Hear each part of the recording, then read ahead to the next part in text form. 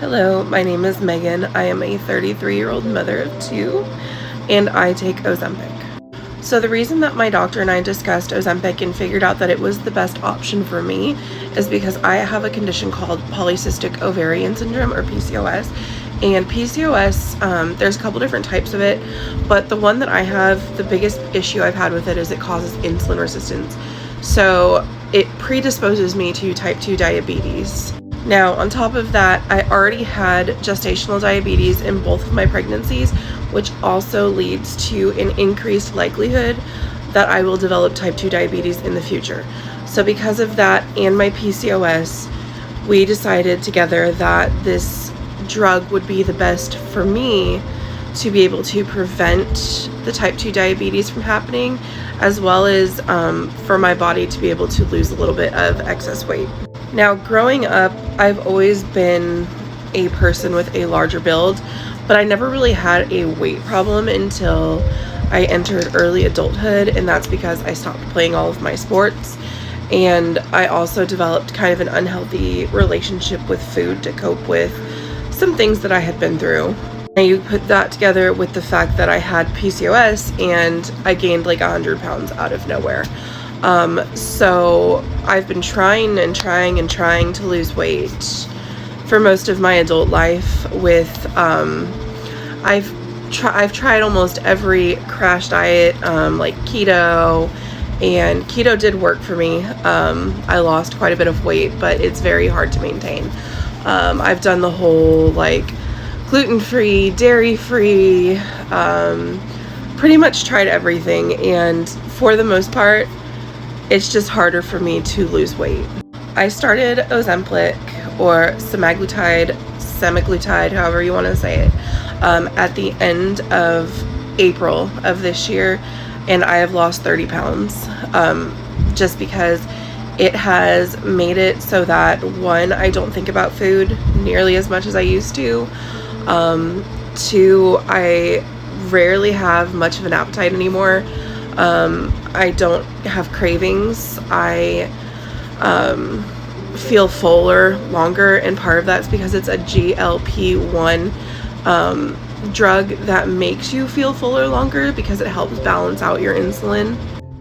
And all of that is fine and dandy, but I've also had some not so great side effects. I'm sure some of my classmates can attest to the fact that I have raging GI issues from this drug. I don't know how to put this PC, but my body has trusted some gas emissions during nighttime that it definitely shouldn't have trusted. I also had to hurry through an exam the other day because my stomach started bubbling, and I knew that if I didn't make it to a bathroom soon, it was not gonna be pretty. But you know what they say, gorgeous girls have tummy problems. No, but seriously, I just tell myself that to get through the day. And through my experience, most of the side effects, the good has outweighed the bad. I started on the 0.25 milligram dose, increased gradually to the 0.5 milligram, and then I went to the 1 milligram, which is kind of more of your therapeutic dose, but that's when I started experiencing like the worst GI symptoms. So my doctor, the other day, her and I were chatting over the portal, and she went ahead and bumped me back down to 0.5 milligrams, so I will be starting that dose today. And hopefully that'll kind of eliminate some of the GI side effects that I've been experiencing. And she said my weight loss is going to slow because I'm going back down to a non-therapeutic dose. But honestly, like, I'm okay with that for now. So yeah, if you want to know more about my experience, you are always welcome to ask me. And I will be showing you a demonstration on how to inject yourself with Ozempic. So this is what the pen looks like. You take the cap off, and it comes with a little package of needles that you screw onto the end, and then you're able to dial your dose up on the side. So here I have mine prepped. I did 34 clicks because I still have my 1 milligram pen.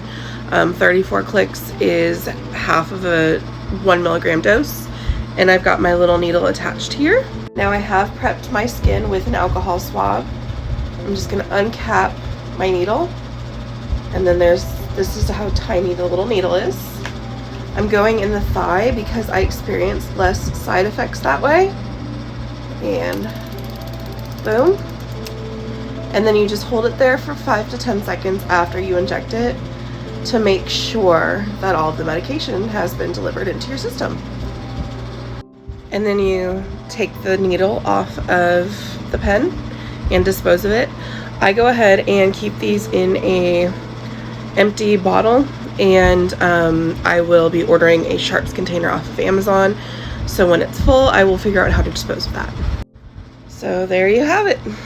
If you guys have any questions, just let me know.